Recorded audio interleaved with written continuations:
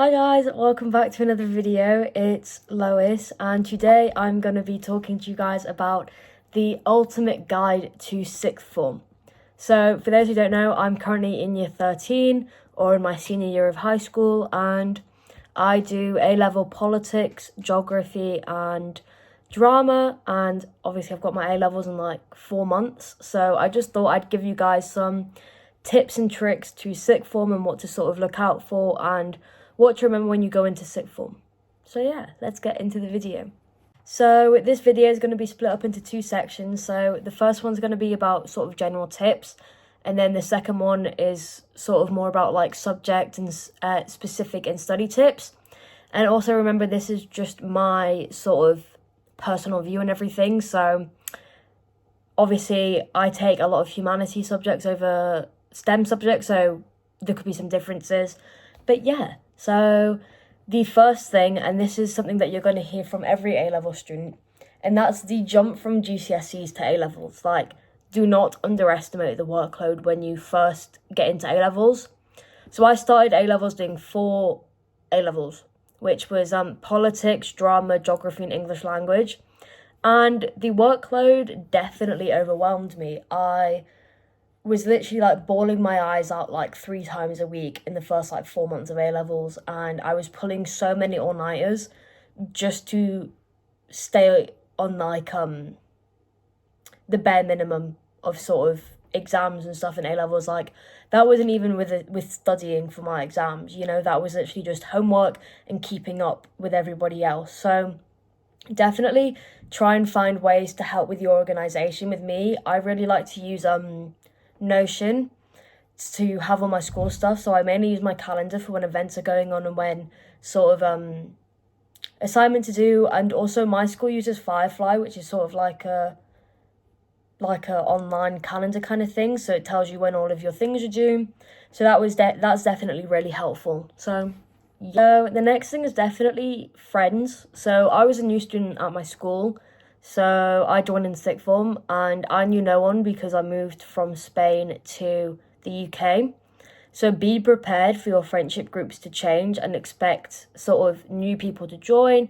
And obviously drama happens everywhere, and I know a lot of friendship groups that have sort of split or broken up and had more people join it or different people in the year group just because of drama and stuff. So be prepared for your friendship groups to change. And the next thing that I want to talk about is the uniform. So I go to a private school, so they can be quite strict, but I have a new head of sixth form for year 13, so I had a different one last year. So they aren't really as strict on the year 13s as they are on the year 12s, but I always thought it was really difficult to like choose nice clothes every day. But I kind of just realised that no one really cares what you wear, like, unless you have strict teachers. And I'm quite lucky in the sense that all of my teachers are male, so they don't really comment on anything. But yeah, I will put on screen some of the outfits that I've worn over the last year and a half, just to give you some inspo, and as well as the inspo that I took when I was choosing my outfits. And my school's sort of like a business casual vibe, so if you need that sort of vibe for your sixth form, then here's some inspo. The next thing I want to talk about is taking the most out of the opportunities that you get given. So whether that's like internal opportunities, such as like head boy or head girl, house captains, or like student leaders where you like help the younger years on a specific subject, or like external opportunities, such as like giving tours to external students, volunteering, or getting a part-time job, always take them. Like, what's the harm if you don't? I was able to do the Cambridge University Sixth Form Law Conference last year because my school sent it to me, and it was one of the best experiences of my life. Like, I got to understand a lot about the university life, and I got to learn a lot about law as well, and I kind of realised that law definitely wasn't sort of a degree that I wanted to do as my undergrad degree.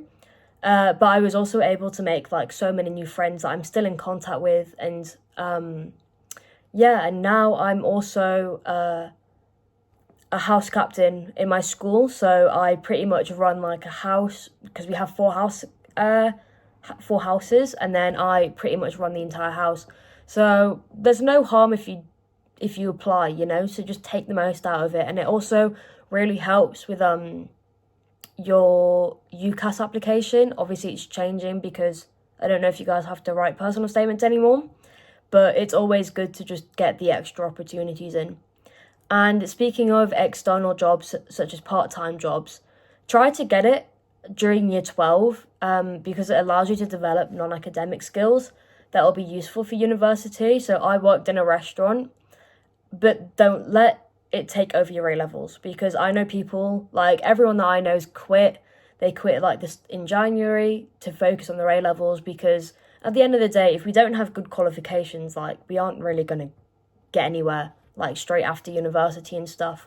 So I definitely say prioritize your A-levels, but it's good to get a part-time job to earn some money and develop non-academic skills. So now I'm going to be moving on to section 2, which is subject-specific and studying tips.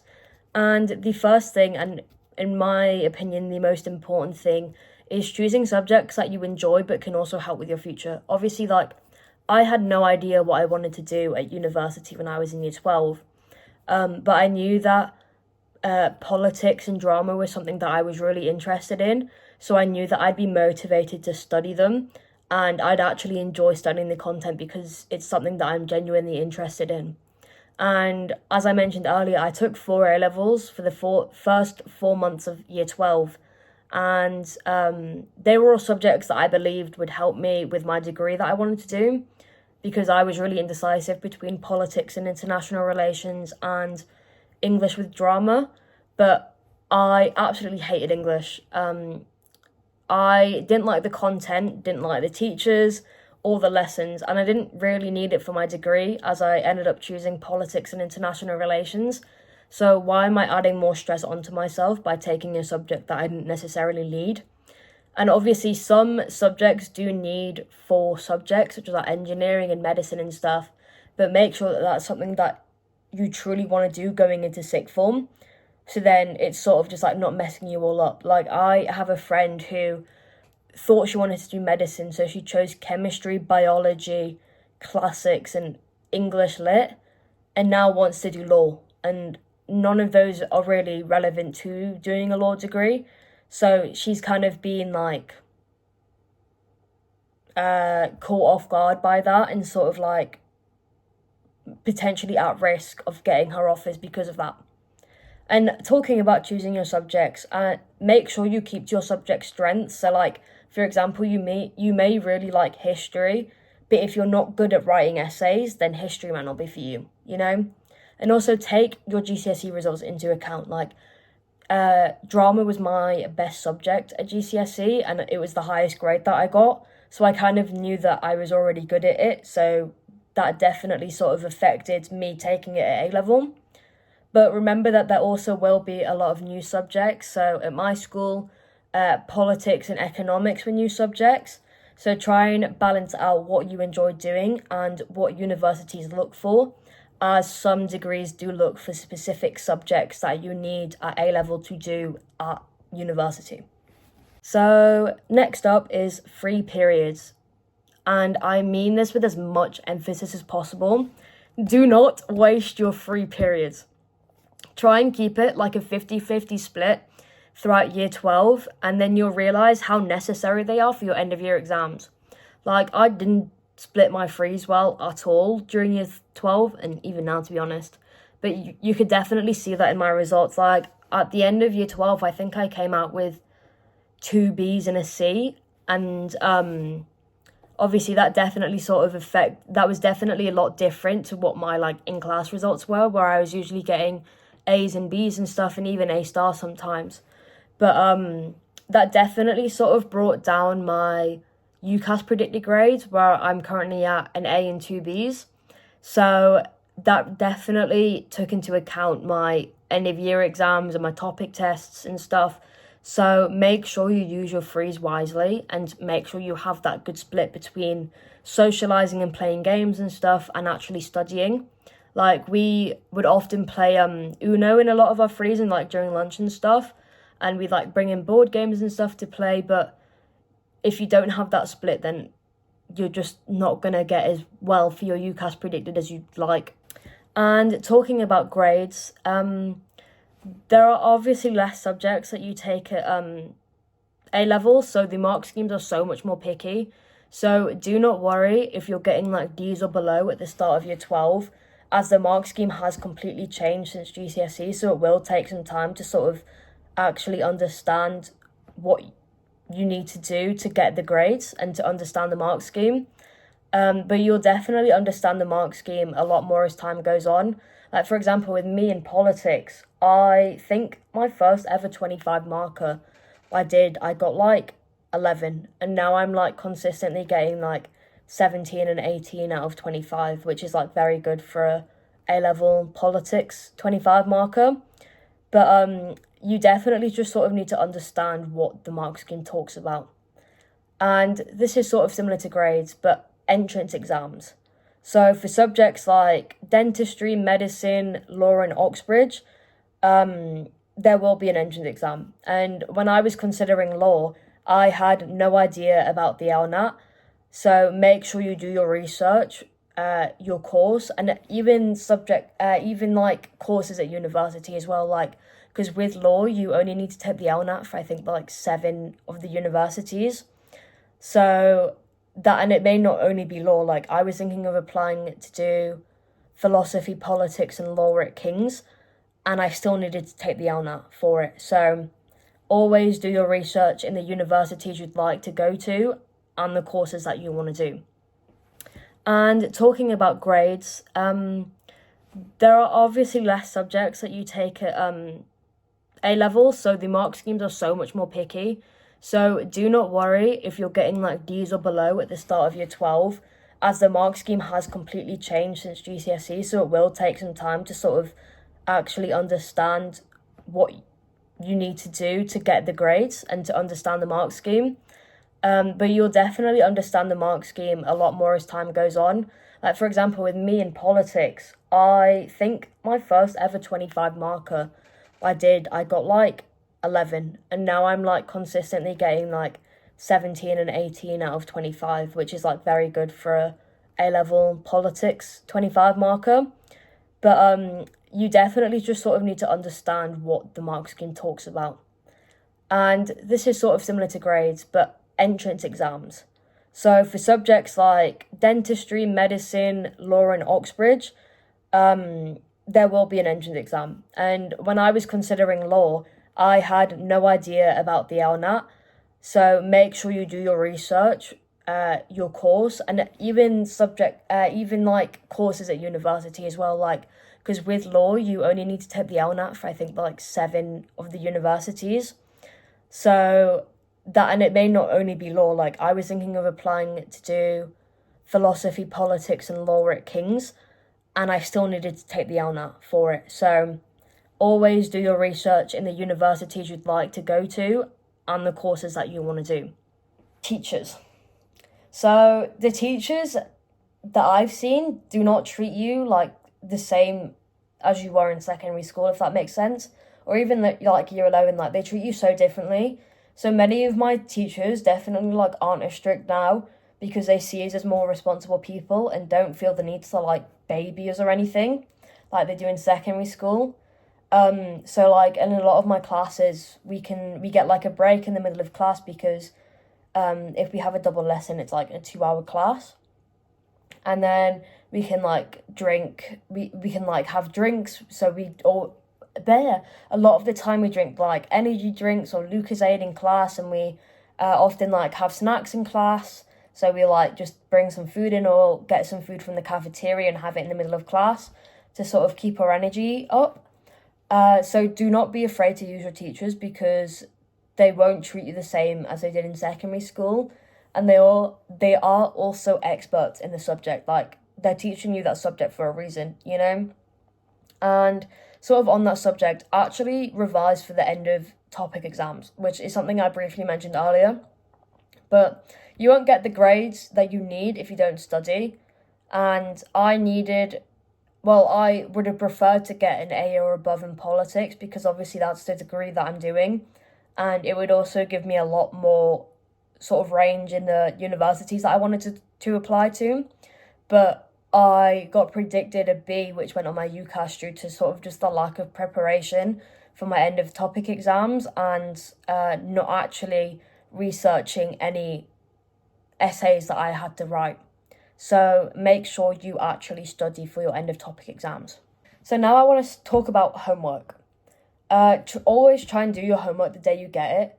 And obviously this is pretty self-explanatory, but it will help you so much in the long run.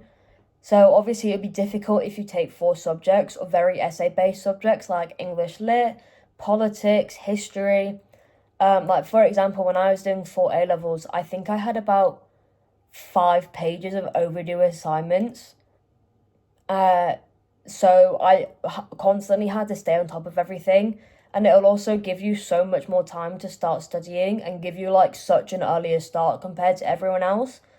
And don't be afraid to ask for help. Like at the end of the day, you're going to hear this a lot, but you are the one sitting the exam. So if you don't understand part of the course, you're only blaming yourself for it when you don't get the marks that you want. And a lot of the time, like if you do take very essay-based subjects, it can sort of turn into a debate. Like for me in politics, we are learning about conservatism for part of our paper 3 course, and we literally spent an entire like 2-hour lesson just debating about like conservatism and stuff and like the different key thinkers and stuff. So it is very good and it is very useful, and it will help you actually understand it, especially when you're sort of like a auditory learner like I am. So I learn the best through like speaking and understanding stuff, like just getting talked to and stuff. And also I'm a visual learner, so having those comparisons was very good for me. So the last 2 things that I want to talk about is your exams will be as hard as you make them. Like this is something that I'm definitely still coming to terms about. But if you go into an exam unprepared or extremely nervous like I do, you'll tend to find the exam a lot harder than someone who's actually put in the effort. Like I've got mocks starting on Monday. I've got 5 exams, I think.